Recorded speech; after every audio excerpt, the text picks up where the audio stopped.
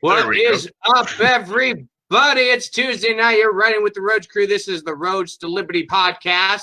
I am your host, Tokena, with my good friend, Mr. Dustin Hobbs. How are you tonight, sir? Absolutely fantastic. It's always good on a Tuesday night.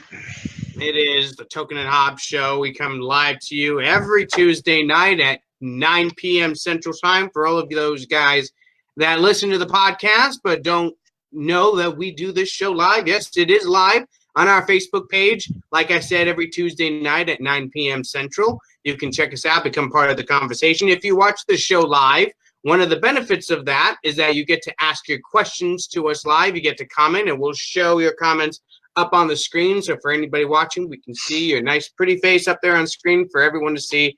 It's awesome. A few quick things I want to get our way before we start the show. Make sure to visit the website, roads2liberty.com. That's roads2liberty.com. Our good friend Ben Backus, who hosts the Alleyway podcast every Thursday night at 9 p.m. Central, also a live show. He's done a lot of work on that website, so go check it out. Don't look at the bios, though, because I don't think he's updated that in a while, and they are just jokes at this point, I believe. So don't look at the bios. Except for his. Except for his. He's the only one that gave himself a real bio. Everyone else he just kind of fucked with. There's that. Make sure to like our Facebook page, Roads to Liberty. No, number 2, just Roads to Liberty. I think we're at 6,300 likes, somewhere around there. Our goal is to get 10,000 by the end of the year, which is very, very doable if I don't get banned by Facebook again.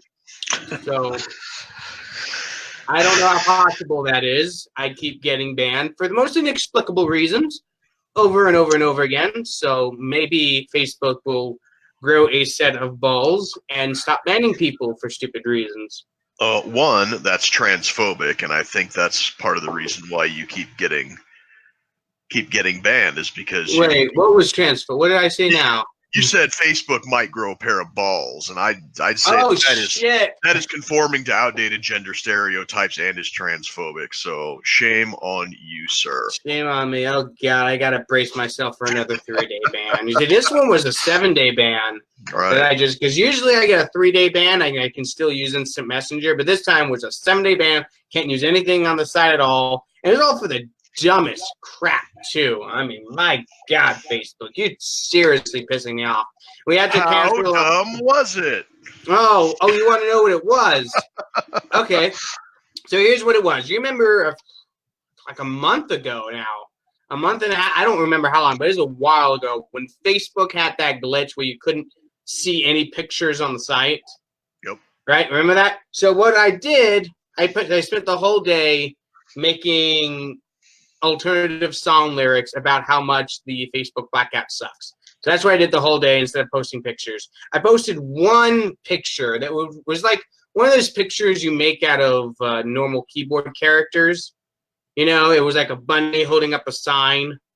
You know, and in that sign, this was right after cowboy lady from Florida or Georgia, wherever the hell she was, Congresswoman Wilson, came out and said that she wanted to prosecute people who make fun of congressmen and women. I don't want to be sexist here. She said she wanted to prosecute meme lords. And everyone dogpiled on this stupid hoe and made all kinds of memes making fun of her. Well, I did that little bunny holding up a sign thing. It said, "Looks like you got your wish, Congresswoman Wilson, you dirty hoe." And Facebook, apparently somebody went through weeks and weeks of our material and decided that was just too much. That they banned me for bullying. That's right. I bullied a sitting congresswoman. Right. So that was certainly something. Little old me, host of a obscure Liberty podcast that she's never heard of, will never hear of, and she'll never listen to this show ever. But you know what? I'm a bully. I bullied a sitting congresswoman. So I was just a naughty boy, and they had to ban me for 7 days. All right. So, speaking you know what? Speaking truth to power is only acceptable when the person in power is not a strong, independent woman of color. Well, this bitch wanted to prosecute meme lords for making memes that make fun of congresswomen, because that's just, you can't allow that. So, you throw a little shade back at her, and all of a sudden Facebook comes to their defense. Why can't she come to her own defense? This is nonsense. Right, yeah, and it's like the most ridiculous looking person in Congress is the one who wants to make a call for you can't mock public officials. It's like, this is entrapment. This woman is begging to be mocked. She comes out in like bright pink rhinestone cowboy outfits and everything. She's got that warbly, whiny old person voice. Oh, we have to put these people in jail for mocking sitting Congress people. And it's, you're just asking for it, lady. I gotta find. Here's one. Let's just show you what this woman looks like. Let me bring up. No, just so you guys know. I want you guys, in case you don't know, to see what this woman looks like. So I'm going to bring her up. All right, here we go. All right, let me get through this ad first, because, Oh, look, Ben Sass. How nice. Everybody in Nebraska got all messed up earlier this year. Come rescue us. And nobody cared. General Kelly also said yesterday that he was absent reaction, knowing from where he sits what the president intended. Look at her. That he was stunned that you had misinterpreted it, according to him, and that he was stunned. Okay, let me stop us right there. Seriously, this woman expects us not to mock her when she looks like a fucking, like Johnny Cash had a sex change. Like, seriously, what am I looking at? This is a sitting congresswoman. Oh, everybody, let's pile on and bully her. Yeah, let's just look at this. He said he was also stunned that you would have listened in on that call, her because face is half droopy. Her makeup doesn't look good. She looks kind of like a hippopotamus. I wasn't listening in. I was in a car. Oh, it's like Darius Rucker had a love child with a trash bag full of mashed potatoes. Speakerphone. I wasn't listening. Is this racist, what we're doing? Please don't. I can't be racist because I'm a minority, but you can. I still go back to what I said from the beginning. Don't tempt me. Call her by her name, Maisha Johnson. Call him by his name. All right, get her off. I can't Sergeant. do it. God, look at those pooped earrings. I can shoot an arrow through those things. They're so freaking crazy. So, yes, that's why I got my 7-day Facebook ban, because I bullied that woman. I'm sorry, Congresswoman Wilson. I did a very bad, naughty thing. I shouldn't have done it. I'm not sorry. Fuck that. No one's sorry about bullying that stupid congresswoman. She wants to throw meme lords in jail. I'll make memes about her and I'll make fun of her. And you know what? If Facebook wants to go back a month and find an offending post, then I guess there's nothing I can do about that. Oh well. If mocking people in Congress is wrong, I don't want to be right. Book of Right? Nano. Absolutely. So I think let's actually get started on the show, shall we? So I think the first topic we have, let's talk about red flag laws a bit, right? So red flag laws. These are the minority report type laws where people try to guess if people are going to be dangerous. And what they do is they say, hey, this guy might be dangerous. I'm going to take his guns. No due process necessary whatsoever. Just take the guns and run. I guess it is. Unless you're some dude in Philly and you decide to shoot back. I don't know. I think we should have talked to Maj about this last night.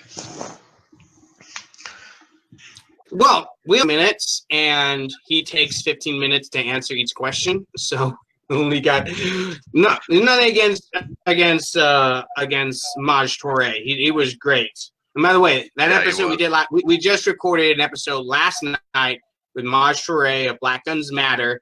He's running for city councilman in Philadelphia as a libertarian. Today, on all our podcast platforms and on YouTube. So check that out. It was such a fun episode. But yeah, the guy takes 10 minutes to answer a single question because he just has this rambling style that seems to go on, which is fine with me. You know, you have a guest on so he can talk. So we let him talk. His brain is exploding with knowledge, and I bet that he would be a definite check mark in the asset column during a filibuster, more than likely. But yeah, he's a really good guest, really good guy. If there's anybody in the Philadelphia area and you're wondering who to check the box next to for your city councilman, look for Maj and check that box. You couldn't ask for a better representative. Absolutely not. The guy was absolutely on fire. But a lot of people Donald Trump, Bob, as they should have. Donald Trump has come out in favor of, instead of been pressured to back away from there, but his instincts are absolutely in the direction of giving this up to Democrats. And we've already explained time and time again why red flag laws are a very bad idea. They go against the Second Amendment. They go against the Fourth Amendment. They're a violation of individual freedom without any due process whatsoever. And in California, they're going all kinds of crazy with these red flag laws. So here's an article about a mayor at LA. I'm going to read it. This was from the LA Times. It goes, at the time, was a Sandy attorney specializing in finance and ran for San Diego city attorney and won, promising to be a champion of gun control. She specifically pledged to seek firearms restraining orders against gun owners who showed signs of potential violence. Quote, today, the 51-year-old Democrat is California's most aggressive planter of so-called red flags on suspicious gun owners who act like they shouldn't be anywhere near a firearm. The goal is to seize guns from wackos. Now, as we all know, anyone involved in the libertarian movement for any length of time knows that the definition of wacko is very fluid. All right? It wasn't too long ago that the government was defining wacko as Ron Paul supporters. All right? Wasn't there a report about the CIA saying that people who believe in conspiracy theories could be potentially dangerous, or people who share Bugaloo memes or Boogaloo memes, however you say that. Yeah, potentially dangerous to the Bugaloo, everybody. Yep. And let's also not forget that it wasn't too long ago that the American Psychiatric Association was classifying homosexuality as a mental illness. So how far do you want to go on these mental illness laws? But let's put aside the Second Amendment implications and the Fourth Amendment implications. Let's just take a look at exactly what they're going after here. When you think that someone is a danger to themselves and society, you want to go and take their guns away. We already have civil commitment laws. Why are you going to take the tools or a tool that a potentially dangerous person could use instead of taking that person away for some type of evaluation? Because you go to somebody's house, you take their guns away. What's to stop them from using a knife, driving a car into a crowd of people, building a bomb? They're going after the wrong thing with these red flag laws, which gives away the real objective. It's not to stop mass shootings. It's not to make society safer. It's another incremental step into demonizing and making guns a taboo object in polite society. No, that's exactly what it is. Because let's make no mistake here. Leftists will always tell you, hey, we don't want to come for your guns. We don't want your guns. We don't want to take your guns. They're flat out lying. I mean, just look at Kamala Harris. Look at any of the Democrats running for president right now and listen to the way they talk about firearms. They are absolutely hostile to firearm ownership and firearm owners. These people are not friends. These people are not inside. These people want to see a gun-free America. That's the goal that they have. And Quick correction, they don't want to see a gun-free America. They want to see guns consolidated in the hands of their minions. That's the thing. They want the police and the military, who are under their control through the power of the paycheck, to be the only people that have the guns in this country. Well, absolutely. They want to have the only means of enforcing their wills in the entire country. They want a population that is as vulnerable to them as the people in Hong Kong are vulnerable to their government. Yep. Right? Absolute control of the population. Look, with a population with more guns than just about every police force in the world combined, this country would not be easy to subjugate. It would be very difficult to do so. And I know you're saying, oh, well, we don't have bombers and battleships and aircraft carriers. Forget all of that. An armed guerrilla force can fight off any conventional force if it has the will to do so. And if the conventional force does not have the will to go scorch earth, which they would not if fighting on home soil. No, That's the whole point. Not only that, but if the idea is to subjugate the United States and you glass the United States, and what was the point of trying to subjugate the United States? You destroyed all the infrastructure, you destroyed all the material wealth. Everything that you were fighting to maintain control over is now gone, so what was the point? That's what people don't understand. You need boots on ground in order to have a police state. You need police. You need actual bodies to enforce the laws on a person-to-person basis. A tank cannot maintain control of 5 or 6 blocks because it can level 5 or 6 blocks, but it can't maintain the control over that block. A jet can't do it. A drone can't do it. You need people with feet on the ground patrolling an area, and that's the vulnerability that a conventional army in uniforms with visible equipment has against something like the uprising in the Warsaw Ghetto, or the quagmires that we're facing in Iraq and Afghanistan and Syria and Libya and Yemen and everywhere else that there's been an insurgency that we or any other major power has ever tried to stick our noses into without, knowing full what we were going into. Yeah, and especially without the political will to be monsters. Because really, when you talk about people who defeat guerrilla forces, it's a willingness to be monstrous that wins you that fight. Because the United States can subjugate, say, the Afghan warlords in a week if we really, really wanted to. But it would require us to be monsters to do it. This is how the United States subjugated the Philippines after we acquired those islands after the Spanish-American War. We fought a pretty nasty guerrilla campaign against native Filipinos, and we won because we were willing to commit atrocities at the time. A lot of people don't know about this, but yeah, we committed atrocities against Filipinos once we occupied that territory. The reason a lot of people don't know about this is because it was a rather low-key war, wasn't reported on very much. But that's how we won. That's how that's how we were still in possession of the Philippines come World War II. Right? Yeah. It all comes around full circle, doesn't it? Yeah, isn't that the one where Blackjack Pershing, he would capture like 10 enemy fighters and he would kill 9 of them and then slit a pig's throat and throw it in the mass grave and then send the 10th one on his way to tell his buddies what happened?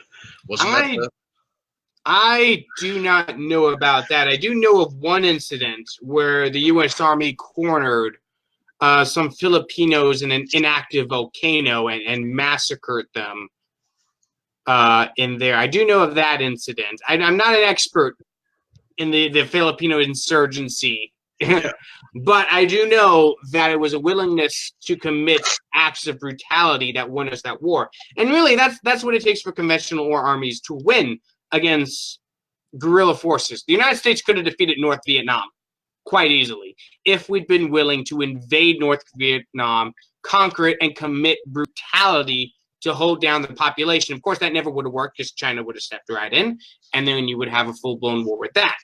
But not only that, but the population at home also has to be willing to put up with atrocities committed by their military on their, supposedly on their behalf. And Exactly. by the time the Vietnam War rolled around, we had war correspondents embedded with military units who were reporting everything back home, and war is hell. And the civilian population, really for the first time in human history, the civilian population back home was seeing what their foreign deployed military was up to, and they didn't like it. And No, rest of history. our military did commit brutalities in Vietnam, but the civilian population here at home was not willing to put up with that long term, and we were not willing to go full out in the pursuit of victory, and that's why we lost the Vietnam War. And then really, this isn't a case for, oh, if we go to war in the future, we should be willing to be brutes. That's not at all what we're saying. What we're saying is we should avoid these wars altogether, because you go into these wars, you're gonna lose, because we want to that soft power thing, that win hearts and minds bullcrap. Does not work. Doesn't work. You got to be a monster, and we're not willing to be monsters. Thank God, and that's why these wars turn into quagmires. It would be the same in the United States if an uprising occurred. The U.S. government would have to be willing to be absolute monsters to hold down civilian populations. Would they have the guts to do that? And would the general U.S. population be willing to put up with that? I have my doubts. I have my doubts about that. Not only that, but the whole rest of the world would not put up with that. If the U.S. government and the military or UN peacekeepers under the command of the U.S. government started committing atrocities on U.S. soil, that would not only lead to a PR nightmare for the occupying forces, but it would also, the U.S. is the economic engine that drives the world. It would send the entire planet into a depression. So this sort of like full-scale boogaloo that we make memes about, where rednecks are shooting at ATF agents, it's it's a fanciful fantasy, but I don't see something like that happening for a dozen reasons at least. A fanciful fantasy. Oh yeah, the boogaloo kicks off, and you got Rolf from Ed, and Eddie. Okay.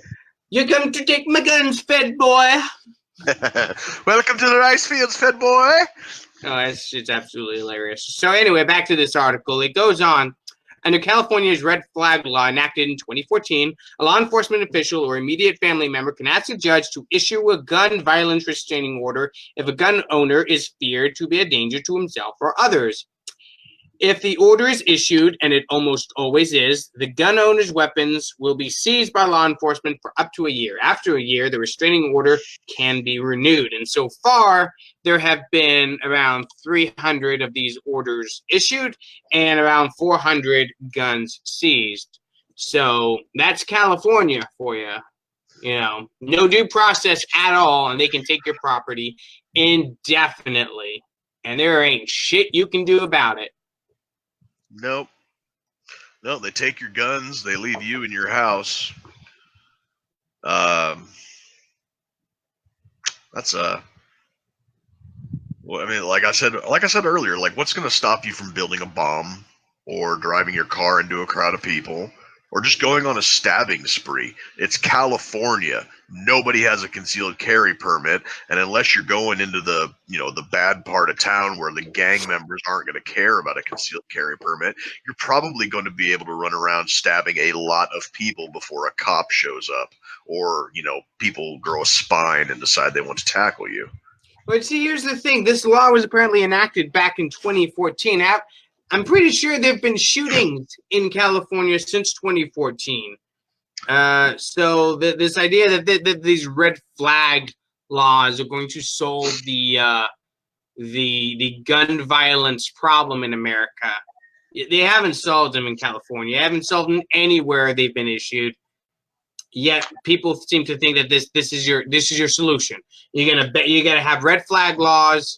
You got to ban fully semi-automatic rifles, assault weapons, all this stuff that doesn't actually mean it's. I see you rolling your eyes over there. You know all this. Every word I just said is absolute nonsense. Those Let's full try killing that. semi-automatic 30 clipazines a second. Oh my god, dude, those things are so scary. And assault weapons. Oh, don't even get me started on assault weapons. I mean, with like a pistol grip, a collapsible stock. Those things are what make a gun deadly, my man. You know that better than anybody, right? Increases velocity by at least 30%. That collapsible stock. It's Or science. The shoulder thing that goes up, obviously. Yeah. I mean, and God forbid if you attach a chainsaw to the bottom of one of those. Oh, you just up the deadliness of those weapons by 50, by 20, by some huge, ungodly number I don't even understand. Exponentially. It's like, have you ever played Gears of War? I mean, that's the double whammy right there. That's real. That's real life in Trump's America, man. Yeah, you know, video games cause violence. So chainsaws in video games cause chainsaw bayonet attachment that cause violence. So that's what we're dealing with. That's what we're dealing with in America right now. We got chainsaws and guns. We got assault weapons. We got fully semi-automatic assault weapons, and it's scary, man. You better move to California because they're the ones that are going to keep you safe going forward. So let's move on a little bit. There's some news about Planned Parenthood that we wanted to get to. Now, I know abortion is one of those topics that libertarians, we love talking about that. We love talking about abortion. You know, that's what we do all the time, every day, right? So here's what's happening. Planned Parenthood says it's pulling out of the federal family planning program rather than abide by a new Trump administration rule prohibiting participants from referring patients for abortions. Alex McGill Johnson, he's one of the head dudes over at Planned Parenthood. He predicts that many low-income women who rely on Planned Parenthood services will delay or go without care.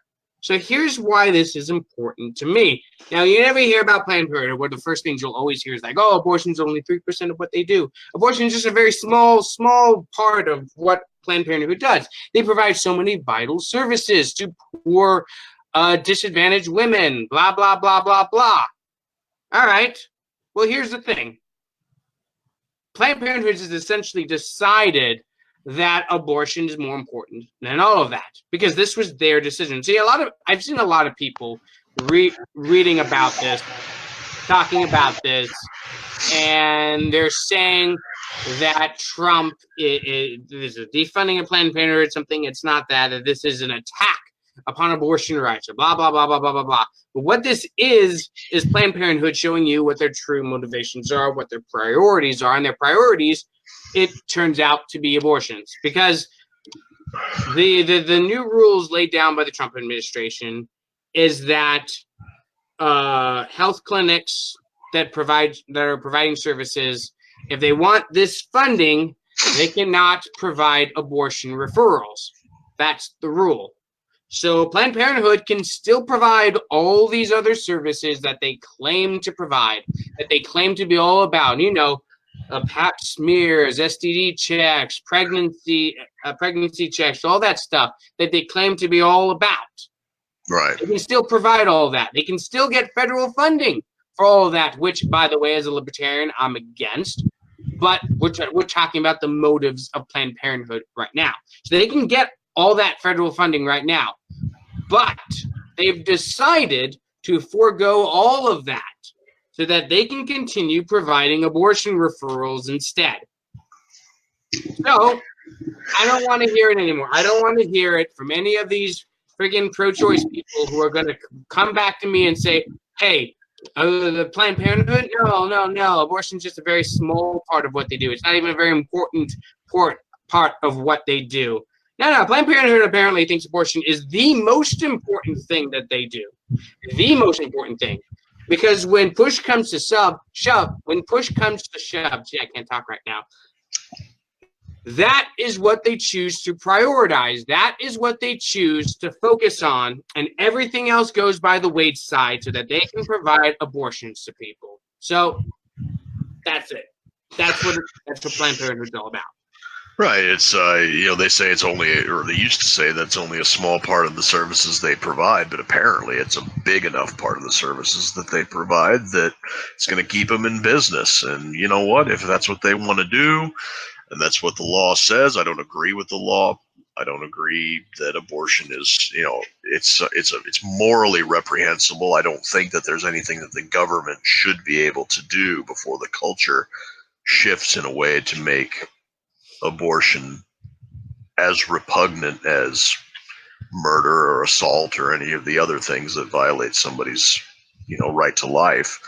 But taking this funding away from them, and which is going to incentivize them to have their business model open and honest with themselves and with everybody else. To me, this is an incredible Hulk moment. I see this as an absolute win. We're not subsidizing Planned Parenthood anymore, and they can finally be honest with themselves and us. Win-win. Fantastic. Yeah, and that's the thing about it, is all this nonsense about, only 3% of what we do is abortions. It's very important to them. That's the whole point of Planned Parenthood, is to provide abortions. You go back to its very founding, its very racist foundings. The whole thing is a scheme to get minorities to abort their children. That was the whole point of it in the first place. And they're living up to their original principles by saying, hey, to hell with all these other so-called services that we provide to women. We're going to sit here and play the victim, like, all these women are going to go without services that they need. But we're the ones choosing to focus on abortion over all these other things that we apparently provide. They want. You read articles about this and listen to quotes from people in Planned Parenthood. They're trying to play the victim, which is hilarious to me, because this was their choice. They were given a choice, right? Either they're pro-choice. Yeah, they were given a choice. Either take the federal funding for all these other services that you do, but stop giving abortion referrals, or do away with all that funding, do away with all those services that funding paid for, do away with all of that, and keep providing abortion referrals. That was the choice that they were given. That was the gauntlet that was thrown. All right? Choose your priorities. And they did. Their priorities is providing abortion. And that's what they decided to do. So none of this playing the victim, none of this Trump, woe is me, Trump is a meanie, big Orange man bad. Orange man bad. Big orange man being mean to me, cutting my funding. Now we can't provide pap smears. You made your choice. You can provide pap smears all you want, but you decided instead to go the abortion route. All right. The article goes on. About 4 million women are served nationwide under Title X program, which distributes $260 million in grants to clinics. Planned Parenthood says it has served up to 40% of patients. A federal appeals court is weighing a lawsuit to overturn the rule, but has allowed the administration to begin enforcement. Now, here's the thing about that. Roe v. Wade is already under shaky constitutional grounds as far as I'm concerned. I can't imagine that any of the founding fathers wrote the Constitution intending for abortion to be a constitutional right to begin with. However, now here's the thing of it. That's the way they interpreted the law, right or wrong. That's how it's interpreted today. But here's the thing about it. There's nothing in the Constitution saying that you have to fund, that the federal government has to fund it. No. Nothing about that at all. The federal government does not have to fund abortions or health clinics at all. In fact, I would argue that they shouldn't be funding them regardless of what you think about abortion. Article 1, Section 8 very clearly lays out all of the things that the federal government is in charge of funding. Army, Navy, postal roads, and ports of entry. And I think that's about it. Yeah, it's very limited on the number of things that it allows the federal government to fund. So if the government is providing funding for health clinics, it's not constitutionally mandated that they do so. So if they want to if they want to attach strings to them, that's their prerogative. So what are you suing them over? What are your grounds exactly in suing anybody for applying strings to funding that they are not mandated to give you in the first place? Well, that's just the thing about it. When I say that Article 1, Section 8 lays out what the federal government is in charge of funding, that doesn't say that these are the things the federal government are in charge of funding in addition to whatever else they want to. Remember, the Constitution is a declaration of negative rights to the government, is chains upon the government. When the Constitution says that the government is in charge of Army, Navy, postal roads, and ports of entry, that's it. That is really the only things that the Congress should and the federal government should be funding. So I would like to get back to that. Imagine what the budget would look like if roads, seaports, Army, Navy, and of course the Air Force and the Marine Corps. Now that technology's advanced, but the military, roads, ports, and that's it. Hey, don't forget the Space Force, man. We got that needs funding too. Yeah. Haven't you ever seen Independence Day? That's what the Space Force is designed to fight. We need to fight the aliens who are going to nuke all our cities with giant flying saucers. Trump is a visionary. He's a man ahead of time. We're going to be thanking Trump a lot when the aliens come, when they try to invade us, and we kick their asses because Donald Trump had the Space Force set up. That's right. Space pirates, aliens trying to strip mine our planet, weird aliens trying to harvest our organs. All of you. BTFO. Space precious Force. Bodily fluids. Aliens are some weird motherfuckers. You don't even know. Speaking of precious bodily fluids, that's a good segue into what I wanted to talk about tonight. Oh, what did you want to talk about today? So, if anybody who has seen the classic black and white Stanley Kubrick film Dr. Strangelove knows. Oh, I love that movie. That really is a good movie. So great. Gentlemen, you can't fight in here. This is the war room. Yes. Greatest line in that movie. I love it. Go see it now. It's great. It is. It is really it's very dark, very subtle comedy that once you figure out what's going on, you'll kind of chuckle to yourself and then you'll think about it for like 2 or 3 hours afterwards, and then you just like bust up laughing at some inconsequential thing that happens. It's subtle. It's so subtle until somebody literally rides an atomic bomb out of an airplane. Exactly right, and it's got James Earl Jones in one of his earliest roles. That was awesome. But anyways, in Dr. Strangelove, there's I guess he'd be the antagonist. His name is General Jack D. Ripper. Okay, so maybe the film's not as subtle as we were hyping it up. Great name. But anyways, he has this sort of a nervous mental breakdown, and he monologues about how water fluoridation is a Soviet communist plot to corrupt the precious bodily fluids of Americans to make us more susceptible to socialism and communism. And Stanley Kubrick put that in there as sort of a jab on people who were cautious about water fluoridation and were concocting all sorts of conspiracy theories back in the 50s and 60s about why we were dumping what is essentially a toxic waste product into our water supply under the guise of healthy teeth or something. So these conspiracy theories persisted all the way up into our modern day, and it was one of the very first things that my boy AJ, Alex Jones. I knew this had something to do with Alex Jones. What else would Hobbs want to talk about? Like every week, you guys don't know this. Every week I ask for topics, and every week Hobbs is like, "Well, here's this InfoWars article." I'm like, Hobbs, choose something else for once.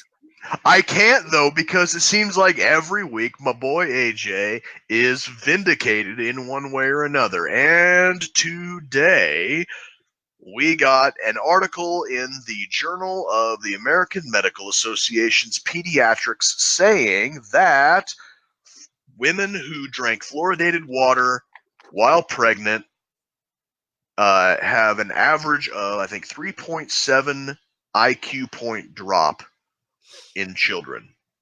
And It's very bad.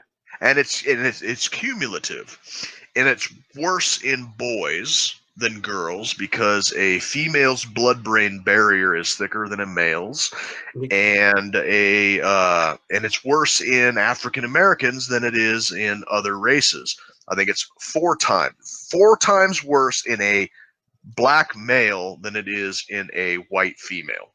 So here's how you pitch this. Say fluoride is racist, and you'll get the left on your side immediately. Guaranteed. There you go. There's your ticket to success right there. Racism is the golden ticket. Water is racist. Water is racist. There you go. It's clear, which is white, so it's definitely racist. Definitely. Anyway, please proceed. But yeah, so that's basically the gist of it. Alex Jones and even people before him, the John Birch Society, and Art Bell, and a lot of conspiracy theory, people who kind of hang their hat on the conspiracy theory peg have been saying that fluoridated water is a conspiracy to insert harebrained scheme here. Some people say that the Nazis put fluoride in the water of the concentration camps because it had a calming effect on prisoners that would make them more docile. Some people said it was a conspiracy by heavy industry because fluoride is a toxic waste byproduct of the aluminum manufacturing, that it was just a way to, rather than pay to have it safely disposed of, you invent this lie that it's good for your teeth, dump it in the water supply, it bioaccumulates in people rather than going into the environment. And who cares if you get cancer when you're 60 or 70? By that time you've already lived your life, so whatever. There's all sorts of things. It's just ways to get rid of it, or that it's way to make people more docile and malleable to control whatever the conspiracy theory was, or if there was no conspiracy theory at all. If there was a genuine link to dental health and they just decided that it was good to go with it, it doesn't really matter. The thing is that the JAMA, the Journal of the American Medical Association, has determined that fluoride has a negative impact on IQ. But the thing that is the main takeaway from this is not that the conspiracy theorists were proved right. It's the attitude that the scientists who made the discovery and the media who reported on it are pissed that they have to report on it. If you read the Daily Beast article, you can go into Google or anything else and just type Daily Beast fluoride. It'll be the first article that pops up.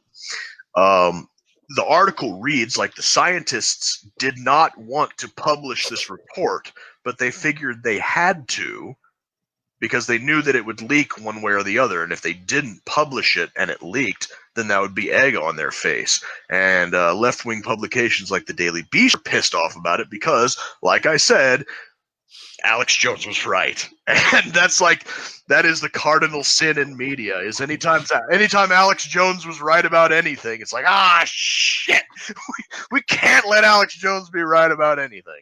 But we did a whole episode about, Facebook trying to, it was called, what was it called? Facebook Bans Hate, about how Alex Jones was being kicked off like every platform out there. Yeah. No, we did a whole episode about this. One of our most listened to episodes, as a matter of fact. People love it when you throw Alex Jones on the face of one of our episodes. It's a weird phenomenon. But yeah, that's the way it is. So fluoride, no shit, does really make people dumb. Right. And actual medical people say this. Not that Yes. I know anything about medicine or science or studies or anything like that. I know absolutely jack shit about all that. But, if people with PhDs are saying it, it can't be wrong, right? I don't know. But they wouldn't say it. They wouldn't say it unless they had good reason to. Right. Because like I said, who wants to admit that a fucking loony conspiracy theorist was right all along? Who actually wants to come out and admit that unless they absolutely have to?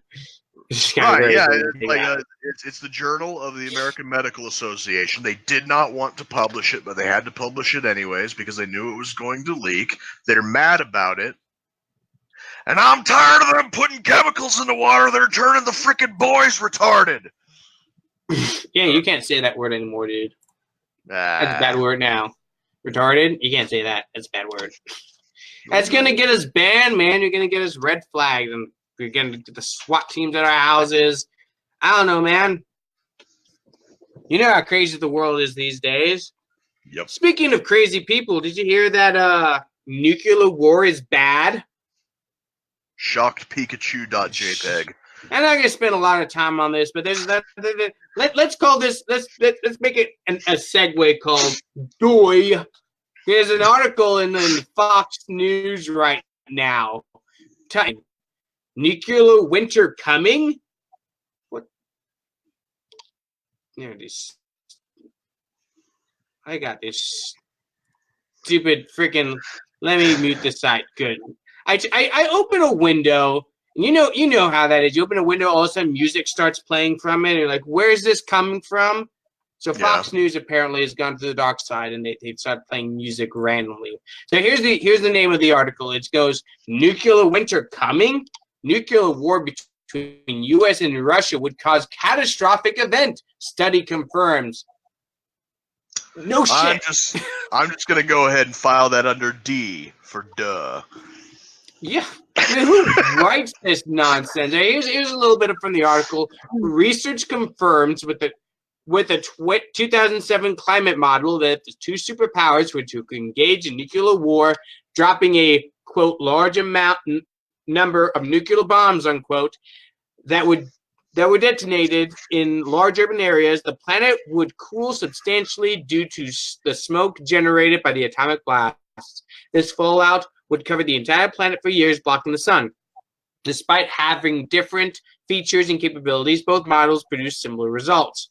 The study's abstract says, nuclear winter with below freezing temperature over much of the northern hemisphere during summer occurs because of the reduction in surface solar radiation due to smoke lofted into the stratosphere.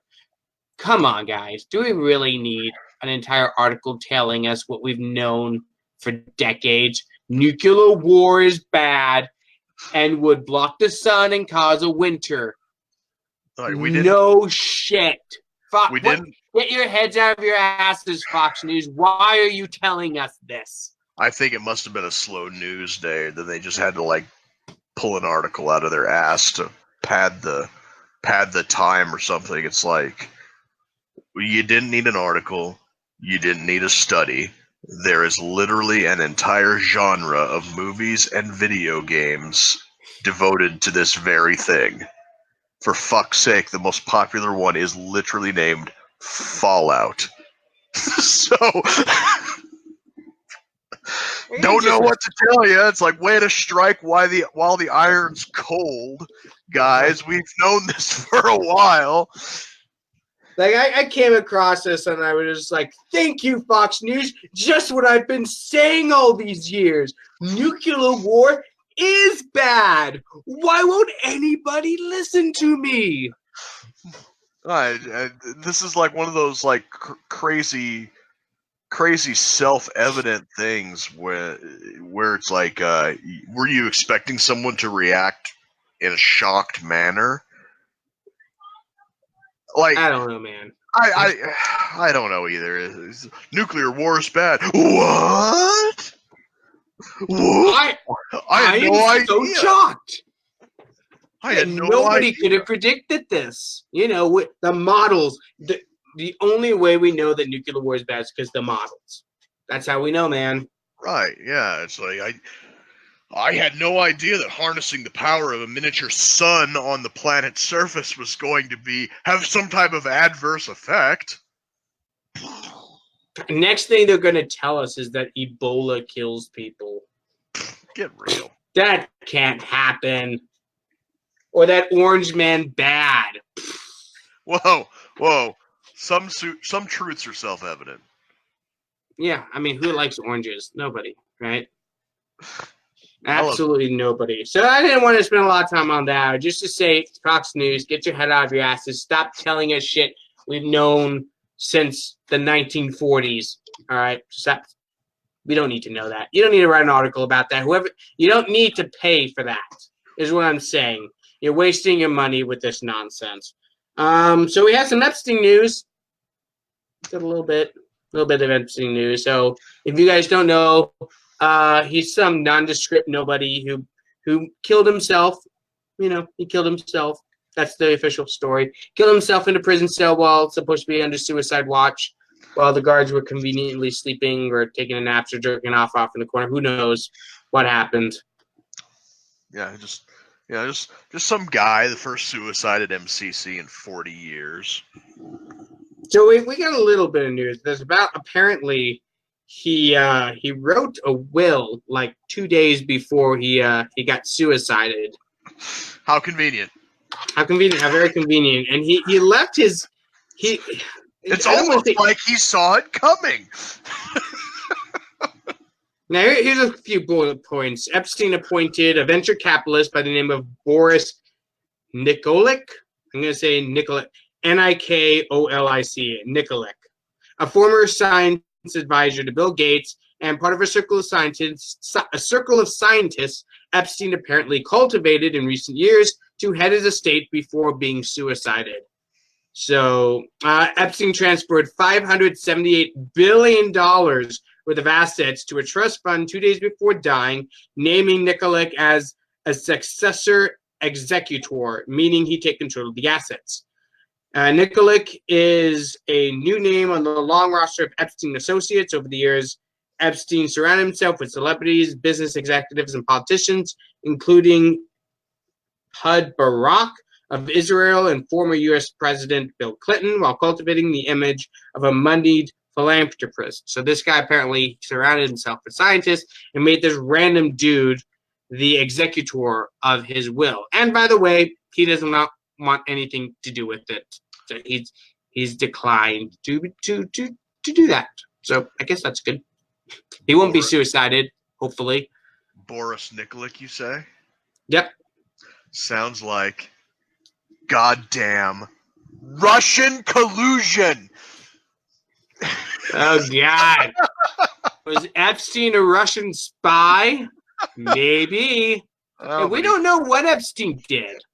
We don't know what the hell he very well could have been a spy for us, for the Russians, for anybody. Who the fuck knows? All we know is that he's a creepy, weirdo pedophile, and that he killed himself. Yeah, that's what happened. That's the official story, and you'd better stick to it, or you're gonna kill yourself too. Yep, well, you're gonna have some. You're gonna be red flagged. Is what's gonna happen. You're gonna be red flagged, and you know what? Cops are kind of. They have kind of itchy trigger fingers. So you know, if you suicide yourself in the back of the head, that's unfortunate. You know, who could have seen that coming? Indeed. I do not have information that will lead to the arrest of Hillary Clinton. Just want to point that out there. Anyone who might think I do not actually have that information, so don't send Hillary to suicide me, please. She is a fine, upstanding, model citizen and a paragon of virtue. She is. Isn't she just the best? Everybody loves her. Right. Because everybody knows that she is not the kind of person to suicide somebody. Nope. She's practically Mother Teresa. So I do have some besides this will. The will news is very strange, but I don't really know what to make of it. Oh well. Yeah, the fact that this guy leaves a tremendous sum of money in a will to some random biochemist or whatever he is, and the biochemist didn't know about it, and he was just like, whoa, I don't want this substantial sum of money. He tells me that A, the money is hot, and B, the powers that be that made Epstein sign this will were just looking for a patsy, and this Boris Nikolic guy is smart enough not to be that guy. Now, personally, my first thought was that if somebody like Epstein left me just like out of the blue, some random guy, a whole shit ton of money, if I wanted to save face or have a positive PR spin, I would take the assets of that estate, flip them, and then give the money to the victims. That would be my first I don't instinct. think he's leaving him the money per se. I think he's just making him like the guy who's supposed to enforce what's on the will. You know, the guy that's in charge of it. Oh, You know, okay. I don't think he's actually leaving this dude money, because that would be pretty random. All right, because the way I read it, it was like he was in charge of the estate. Yeah. But maybe he's just in charge of Overseeing managing it. Yeah. I don't know the full workings of that. But like I said, if I was in charge of the estate and its assets, I would sell that shit off and like compensate the victims and their families.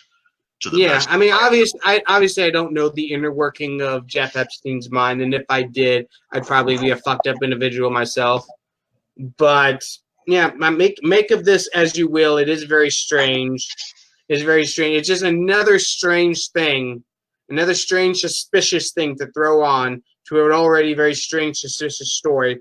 One last thing before we're done. I have this article out of the Miami Herald. I'm going to read you some of it because there's a lot of stuff in here about the incompetence of Florida's police departments and just the kind of shit that Jeff Epstein was up to. So I'm just going to read you a little bit for it right now.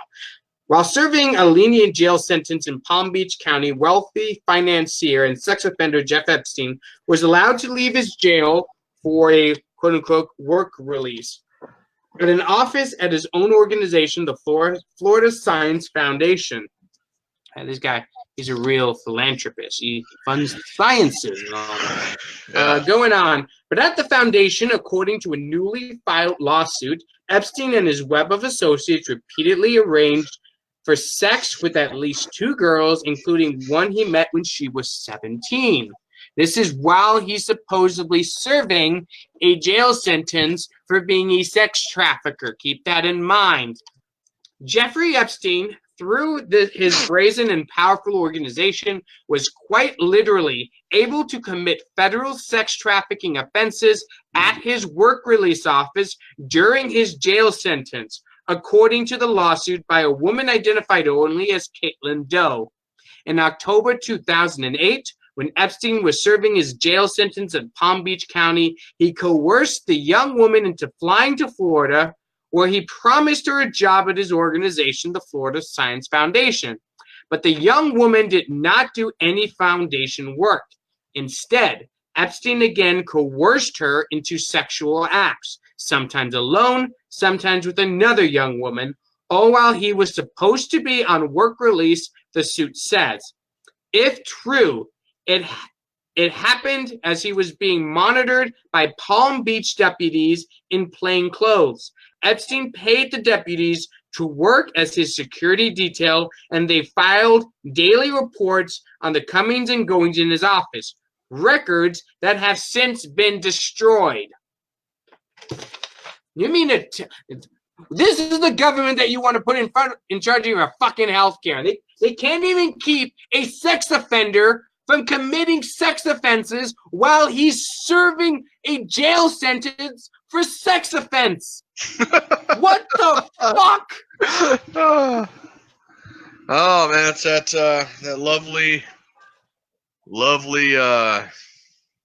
Justice Department that we got going on, and it goes to show that money equals power, man. Like he gave the that sheriff's department, if I'm not mistaken, he gave them a substantial donation after that sentence was filled. I imagine that was going to be one of those, hey, thanks for being cool and letting me be on work release and stuff. Yeah, thanks for being cool with me, the pedophile, who you're supposed to be preventing from being a pedophile while in jail at the very least, and you can't even do that right.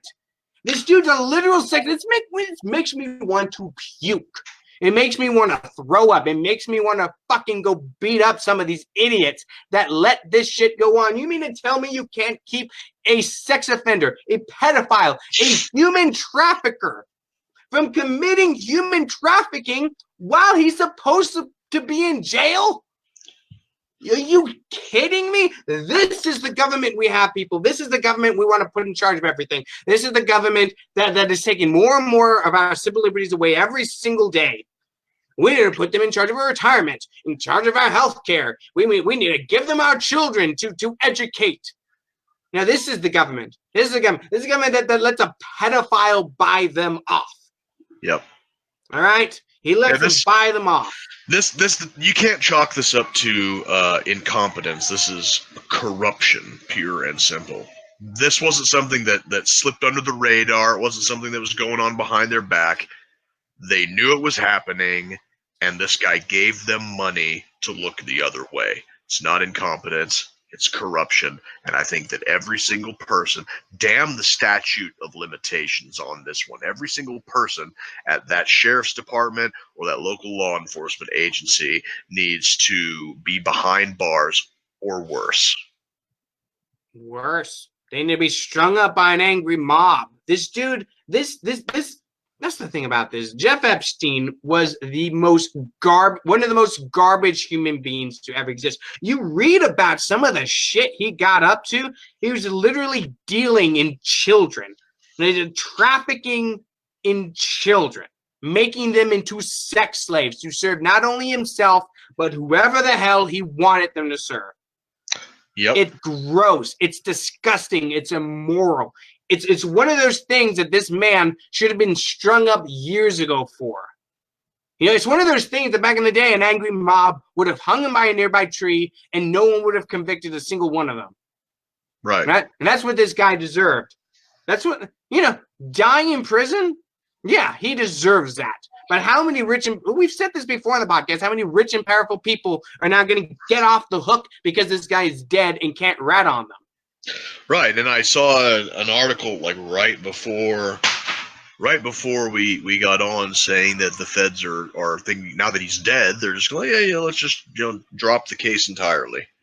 No, there's going to be a fall guy. There's going to be a fall guy. I guarantee you that. It's probably going to be some bodyguard, one of these people that's accused of being a recruiter for him, somebody who isn't rich, who isn't powerful, who it won't upset anybody if they just quietly disappeared. You're going to see that. There's going to be a fall guy that takes a lot of the blame, maybe more than one, probably more than one. But I guarantee you, nobody who's rich and powerful and whose name is going to take the fall for this. Not a single one. I guarantee you. Yep. Unfortunately, I think that you are 100% correct on that one. And we're conspiracy theorists. We're going to get red flagged for this. Sorry, I don't buy it. Yep. All right. This freaking billionaire, $578 billion worth of assets that Jeff Epstein had. $578 billion in assets. That is a ton of money. How did he get that? Where did it come from? Nobody seems to know. Nope, not at all. He had $578 billion worth of assets. He was a human trafficker. He dealt in sex slaves. All right? Fucking garbage human being. I'm glad he's dead, but I would have liked to get some names out of this pervert before he bought it. Yep, me too. I don't know, man. This whole thing, a lot of people like to compartmentalize things. You know what I mean? They separate the government that allows a pedophile. They separate the government that allows a pedophile to conduct acts of pedophilia while supposed to be in prison from the government that they want to do their health care. They separate the government that allows this guy to go home every day while he's supposed to be in jail for human trafficking from the government that they entrust to fight our wars overseas. It's the same thing. It's the same government. All right? The same government that allowed itself to be bought by this man is the same government that you would put in charge of your health care, you put in charge of your children's education, you put in charge of your retirement, that you trust to go overseas and fight wars on your behalf, thinking that they're going to fight wars of liberation and freedom and all this good stuff. And then that turns out to be absolute nonsense. I've told you guys many times about this story about kids in Afghanistan being raped on military installations and our soldiers, when they intervene, being punished for it. A lot of people, it's better now than it used to be, but a lot of people still have this rosy-eyed vision of the United States government as some force for good in the world. It's going to go out there and free the oppressed masses of humanity. And then reality sets in. You hear stories about, you know, American soldiers guarding poppy fields in Afghanistan. You know, American soldiers allowing our Afghan allies, quote unquote, to rape children on American military installations. You hear about the United States killing far more innocent people in our drone strikes than guilty people. You know, far more innocent civilians who just happen to be in the wrong place at the wrong time than actual terrorists. You hear all this, and those rose-colored glasses start going away. You start seeing the reality of the situation that we're actually in, that we have a government that is full of self-righteous, entitled idiots, right? People who won't think twice about being bought off by a pedophile. People who don't give a damn about the number of civilian casualties they're causing in wars overseas, who don't care that they're spending billions more dollars than they're bringing in every year, saddling us and our children and grandchildren with debt that cannot be paid off. They don't care that they're messing with interest rates and causing, you know, ups and downs in the economies, and they're going to cause the economy to crash sooner or later. They don't care about any of that. All they care about is their own damn selves, what's good for them. All right? So don't come to me and tell me that we need to trust these people with more power. Don't come to me and tell me that we need to trust these people with anything. They already fuck up with what responsibility we give them. They can't even keep a pedophile from being a pedophile while he's supposed to be in jail. All right, that's all I got to say about that. I think that's a good place to end it. I think it's good. Remember, everybody, if you're listening to this podcast and not watching the video, we do these live every Tuesday night at 9 p.m. Central. You know, you can watch the episode live and be part of the conversation. You can ask your questions live, and we'll read your questions, and you can be part of the show. That's the fun thing about being live. So make sure to check that out. Well, remember, the website is roads2liberty.com. That's road2liberty.com. Check us out on Facebook, on Instagram, on Minds, on Twitter, on YouTube, and anywhere that podcasts are found, except for Spotify, because Spotify is difficult. Yep. To me. I don't like difficult things. All right? I'm lazy. Anything you got? Anything else you want to say, Hobbs, before we say adieu to everybody? Alex Jones did nothing wrong. No, he did not. Remember, everybody, stay sane, because the world will not do it for you. Have a good night, everyone.